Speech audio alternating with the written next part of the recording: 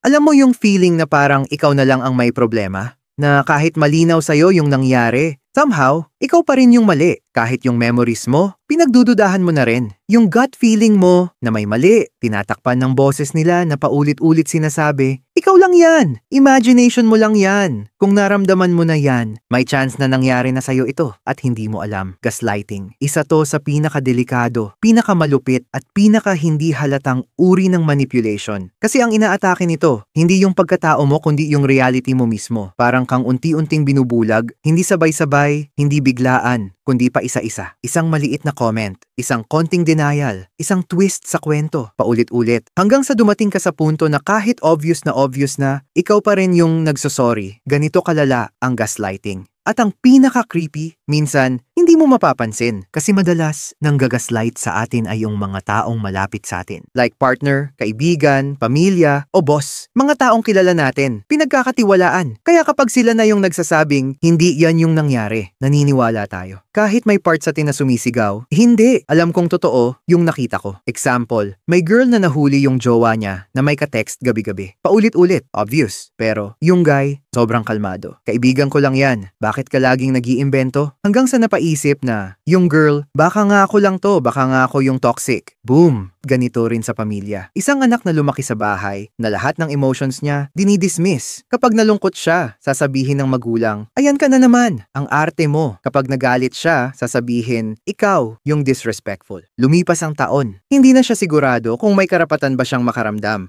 Gaslit since bata pa. At hindi lang yan sa personal life. Kahit sa trabaho, nangyayari ito. Isipin mo, may manager kang sinabi sa meeting na ganito dapat gawin. After a week, sinunod mo, pero bigla niyang sinabing, hindi ko sinabi yan. Bakit yan ang ginawa mo? Tiningnan mo yung notes mo. Tama naman, pero siya pa rin yung confident. Kahit alam mong tama ka, magda-doubt ka na. Baka nga ako yung mali. Ganun ka-internalized ang gaslighting. Ginagawa kang second guess sa sarili mo. Hindi sila sumisigaw, hindi sila nangangaway. Pero unti-unti, binabago nila ang version ng totoo. At kung madaming beses nila itong gawin, ikaw mismo ang bibitaw sa katotohanan.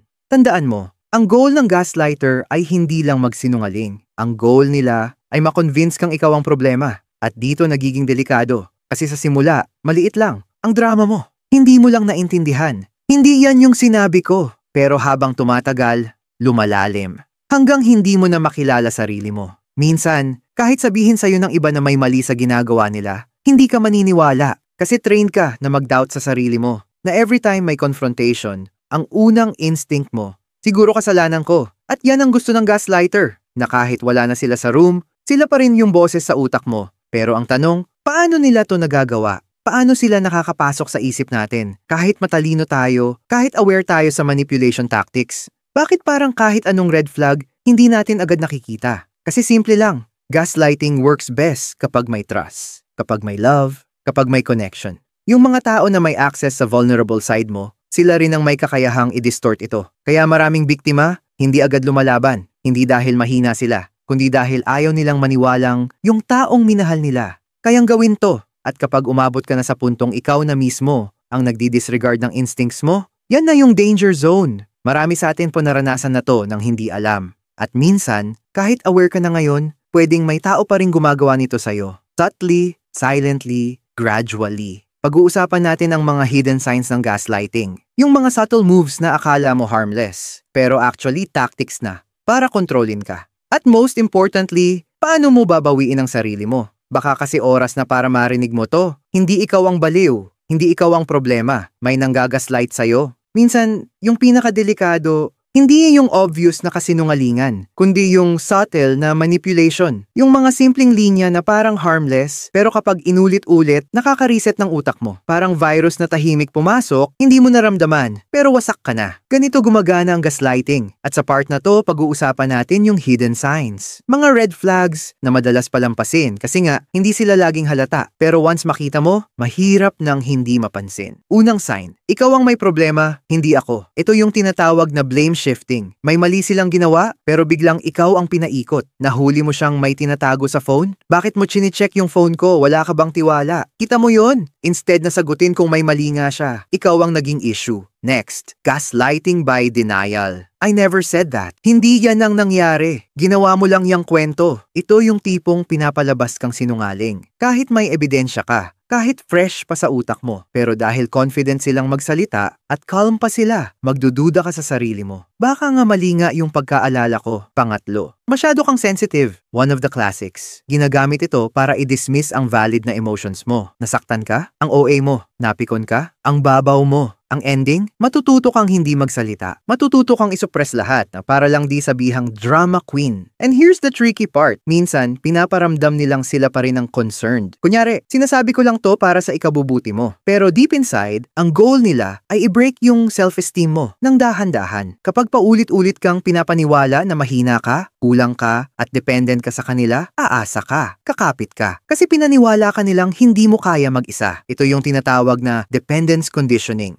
Ginagawang mo silang source of truth. At kapag umabot ka na sa puntong sila lang ang pinapaniwalaan mo, kahit kalabanin nila ang reality mo, tapos ka. Sa relationships, ganito yung dynamics na akala mo love. Pero control pala. Kapag ikaw yung laging humihingi ng pasensya, ikaw yung laging guilty, ikaw yung laging may kailangan ayusin, kahit sila ang may mali. Tapos may bonus pa, rewriting history. Nangyari na ito dati, pero pag binalikan mo, iba na ang version nila. At dahil nga trained ka ng mag-doubt sa sarili mo, sila pa rin ang paniniwalaan mo. Real story, isang babae ang lumapit sa therapist. Sabi niya, hindi na raw siya sigurado kung may right pa siyang magalit. Kasi every time magreklamo siya sa boyfriend niya, ang balik lang ay, hindi yan yung nangyari. Wala kang utang na loob. Ginawa ko lahat para sa'yo. Hanggang sa dumating yung araw na kahit may ginagawa na yung guy na sobrang disrespectful, pinagtatanggol pa rin niya. That's how deep gaslighting can go. At hindi lang to sa love life. Pwedeng mangyari sa friendships, sa pamilya, sa work, kahit sa society. Remember, hindi mo kailangang sigawan para makontrol. Minsan, sapat na yung paulit-ulit na pag-doubt sa perception mo. Yung tipong, baka nga ako ang mali. Baka sensitive lang ako. Baka deserving ako sa ganitong treatment. Pero hindi. Hindi mo deserve ang ganito. And here's the twist. Minsan, ang pinakaunang sign na nag-gaslight ka na ay yung moment na tanungin mo ang sarili mo. Ako ba yung baliw? Kasi kung healthy ang relationship, romantic man, pamilya, o trabaho, dapat may space kang magsalita. Dapat may respeto sa version mo ng katotohanan. Dapat hindi ka laging ikaw ang may mali. So kung nararamdaman mong wala ka ng boses, baka hindi ikaw ang tahimik. Baka sinadyang patahimikin ka. At kung ganyan nakalalim ang damage, paano mo babawiin ang sarili mo? Pag-uusapan natin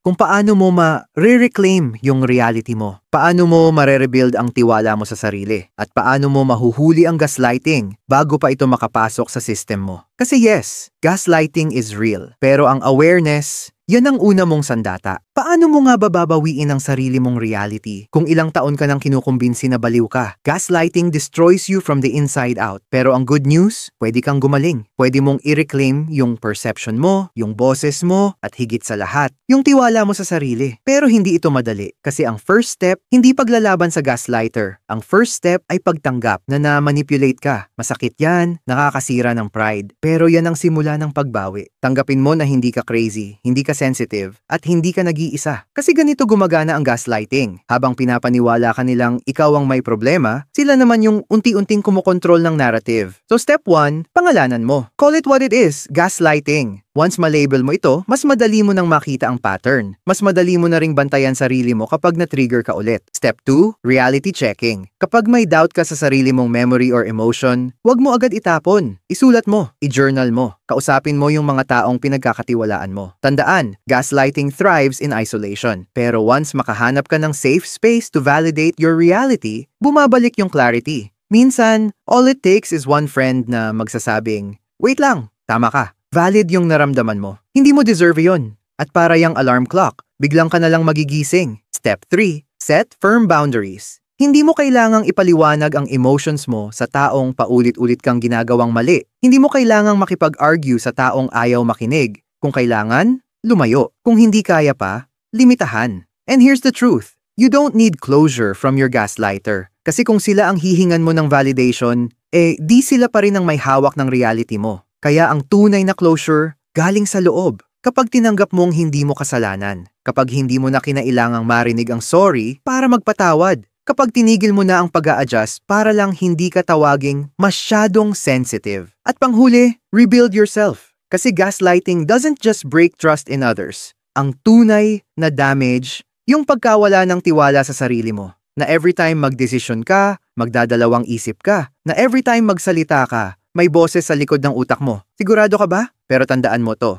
ang instinct mo hindi kaaway. Kung may naramdaman kang mali, pakinggan mo. Kung may sinabi sa'yo na wala lang yan pero hindi ka mapakali, may dahilan yan. Gaslighting trains you to betray yourself. So healing means choosing to believe in yourself again. Kahit hindi ka pa 100% sure, dito mo marirealize na ang strength mo hindi nawala, tinakpan lang, pero nariyan pa rin. At kung ikaw to, kung naramdaman mong may mga tao sa buhay mo na unti-unting binago ang pagkatao mo, hindi pa huli ang lahat. Pwede kang bumawi, pwede kang mag-set ng bagong boundaries, pwede kang magsimulang muli. This time, kasama mo na ulit yung sarili mo. Kasi sa dulo, gaslighting only works kung maniniwala ka sa kanila kaysa sa sarili mo. Kaya ngayong alam mo na, sino ang pipiliin mong pakinggan? Kung may naranasan kang ganito dati, o may taong kilala mong baka na gaslight, i-share mo sa comments. Malay mo, yung story mo, yun pa ang magpagising sa iba. At kung gusto mo pa ng content tungkol sa dark psychology, human behavior, at manipulation tactics, subscribe ka na. Kasi minsan, ang kaalaman, yan ang panlaban sa mga invisible attacks.